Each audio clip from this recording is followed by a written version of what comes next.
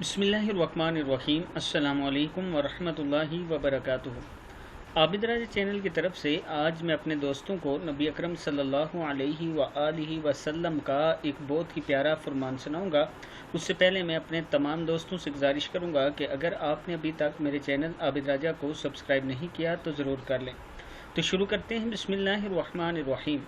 हज़रत अबू हुरैरा रज़ी अल्लाह ताला अन्हु फरमाते हैं कि नबी अकरम सल्लल्लाहु अलैहि वआलिहि वसल्लम ने फरमाया, जब नमाज की अजान कही जाती है तो शैतान पीठ फेर कर भाग जाता है और मारे खौफ के वो गोज़ मारता जाता है और इस हद तक भागता चला जाता है कि अजान की आवाज़ न सुने। जब अजान ख़त्म हो जाती है तो वापस आ जाता है, यहाँ तक कि जब नमाज की अकामत कही जाती है तो फिर वापस आ जाता है ताकि आदमी के दिल में वसवसे डाले।